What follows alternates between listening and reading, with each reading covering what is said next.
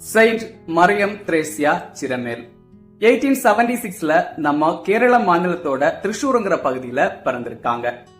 ரொம்பவும் செல்வ செழிப்பான குடும்பமா இருந்திருக்கு. ஆனா ஒரு குறிப்பிட்ட காலத்துக்கு பிறகு ரொம்பவும் வறுமையில கஷ்டப்பட்டிருக்காங்க. தந்தை தோமா குடிப்பழக்கத்துக்கு அடிமை ஆயிருக்காரு. ஆனா தாயோ பக்தி உள்ளவங்களா இருந்திருக்காங்க. அதனாலேயே பிள்ளைகளும் பக்தியில சிறப்பாவே விளங்கியிருக்காங்க. மரியம் திரேசியா தினமும் திருப்பலியில பங்கெடுத்திருக்காங்க. தினமும் ஜெபிக்க கூடியவங்களாவும் இருந்திருக்காங்க. இவங்களுடைய 12வது வயசுல தாயார் இறந்து போயிருக்காங்க. அதோட மரியம் திரேசியா தன்னுடைய பள்ளி படிப்பை நடத்தியிருக்காங்க. அந்த காலகட்டத்துல இறை அழைப்பை உணர்ந்திருக்காங்க. மரியம் திரேசியாவுக்கு 3 தோழிகள் இருந்திருக்காங்க.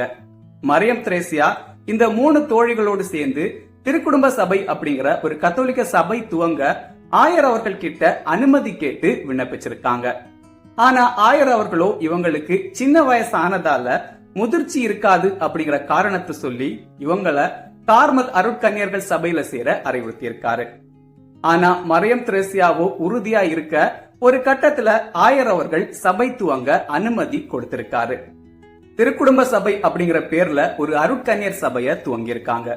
3 விஷயங்களுக்கு முக்கியத்துவம் கொடுத்து அதுல சிறப்பாவே செயல்பட்டிருக்காங்க.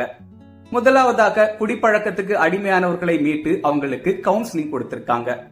2வதாக குடும்ப பிரச்சனைகளை கையில் எடுத்திருக்காங்க. குடும்ப பிரச்சனை காரணமாக பிரிந்து வாழக்கூடிய உறவுகளை சேர்த்து வச்சிருக்காங்க.